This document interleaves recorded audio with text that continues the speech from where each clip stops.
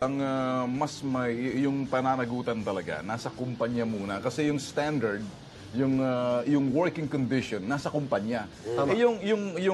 Itong manpower o itong agency tatanggap lang ng ng parang kontrata. Order. Pero yung work environment nasa PG Plex. Correct. Kaya itong PG Plex dapat ito'y May talagang pananagutan. magiging sentro yung atensyon nito ng Paimbestigahan labor. dole. Paimbestigahan, tingnan kasi kawawa yung ibang mga empleyado baka sapitin mo lang sinapit nitong Para contract. walang iniwan yun sa isang kumpanya sa Subic na palagi may namamatayan? Yung Hanjin. Sus, Hanjin! Yung mga trabador doon. Dami na mamatay doon, halos buwan-buwan. Okay, menor de edad, pinaghubot-hubad ng dalawang criminology students. Bakit gano'n? Bakit? Ba't may babala? Students, tuloy ko na. Students para sa kanilang school project. Hoy! Ang ending na trauma na ang bata. Hindi pa kayo mga pulis, utak kriminal na kayo. Hoy! Kayo ngayon ang ipaproject ng resback, mga lol. Hoy! Sa unang tingin, akalain mong isa itong bangkay ng nakahandusay na bata. Pero kung susuriin, isa itong hubot-hubad na larawan ng buhay na batang nilagyan lang ng dugo sa buong katawan. Sa reklamong idinulog sa amin ni Christopher ng San Remeo, Cebu City, sinabi nitong walang kaluluwa ang gumawa nito sa 8 taong gulang na bata itatago natin sa pangalang Jeng. Pinahiga niya ako sa kama, sa lantay. Tapos nilagyan ako ng dugo na baboy. Huwag daw siya mag-ingay. Tapos na kung mag-ingay daw, magsusumbong sa nanay niya, papatayin daw siya. Taong 2009, inutusan ng magkapatid na Julius at Juliet Edaño ang batang si Jeng na maghubot-tubad at saka pinahiga sa papag. Sinunod ng bata ang dalawa dahil na rin sa pananakot na sasaktan siya. Pinatakan nila ng dugo ang buong katawan ni Jeng at makailang beses kinuha ng litrato. Ang magkapatid na Edaño ay pawang mga criminology students noon sa Cebu University. Sa kanila ipinabilin si Jeng ng ina nito habang nasa ibang bansa dahil sa pagtitiwala sa kanilang pagkakaibigan. Sa ngayon, nagsasali na si Julius bilang police officer sa Remeo Police Station.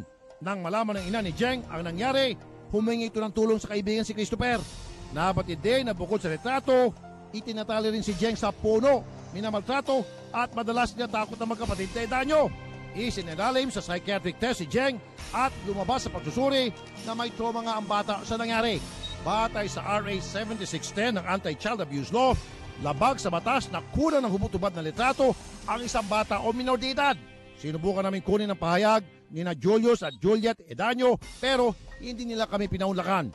Kayo magkapatid na Edaño, titiyakin ng T3 na bago pa kayo maging lubos ng mga pulis, sibak na agad ang mga katulad ninyo na may mga topak sa ulo.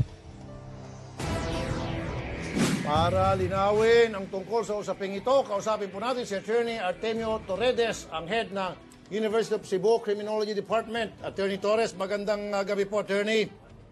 Good evening, sir. Sir, alam niyo po ba yung ginawa ng dalawang estudyante? Yung Edaño siblings? Magkapatid yun, lalaki at babae, Edaño. Julius at saka Juliet. Hindi pa po kumpleto yung detalye na nakakarating sa amin sa University of Cebu. Kasi sir, nung nag-aaral pa sila dyan sa inyong school, meron daw project na magpakita sila ng isang biktima kunyari ng krimen at nakahandusay. So ang napili nitong dalawang magkapatid na may sira sa ulo, pinaghubot-hubad ang isang minor de edad na 9 years old ba yun? 8 years old, pinaghubot-hubad, pinicture-picture ng anggulo-angguloan, tapos nilagyan ng dugo ng baboy, picture-picture ulit. Yes, sir. Tapos sinabit po sa professor, yung professor may sira din sa ulo, tinanggap. Hindi ko alam kung anong grade ang binigay ng professor sa utak niya. Yes, sir. Nakita niyo naman po siguro yung footage sa TV, di po ba, sir? We're actually monitoring TV5. Okay. Opo, nakamonitor kayo ngayon, sir. Thank you po, sir. Thank you. Nakita niyo, sir, yung sa picture? Yan, no? I'm sorry, sir. Medyo na-miss ko po yung picture, sir. Yan, sir. Local pa Yan, po yung sa TV5. Nakita niyo, sir. Yung picture niyan. Yan. Local pa po yung nandito sa TV namin, Local sir. pa pala. Okay, local news. Pero nakasabot ka sa ako, gisulti sa imo, boss, sir. Yes, sir. I understand you perfectly, sir. Okay. Yung bata kasi, yung mga estudyante nyo, check nyo po yung Julius Edaño at saka Juliet Edaño. Ngayon, may pananugutang eskwelahan kung tutusin, sir. Bakit nila pinayagan na gamitin project itong bata?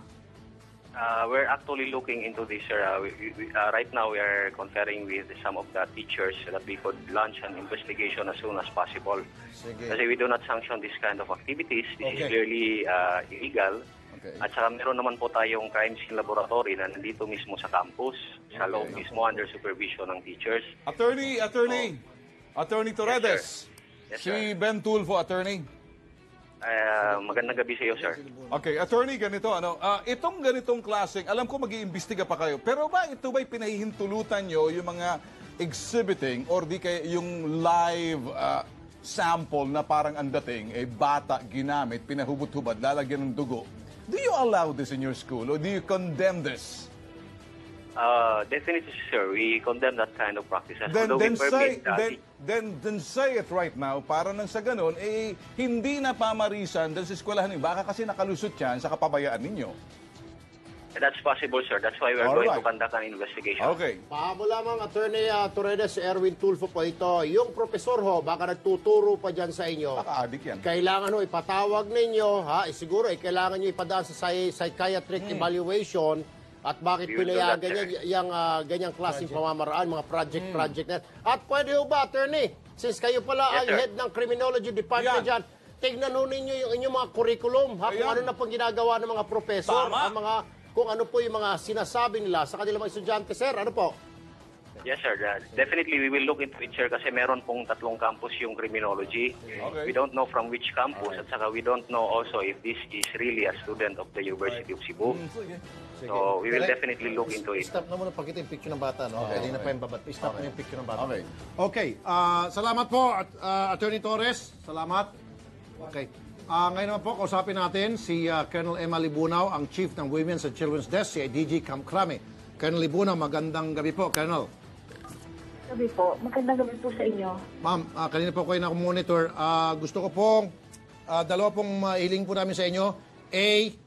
Sampahan po ng kaso itong magkapatid na Edanyo.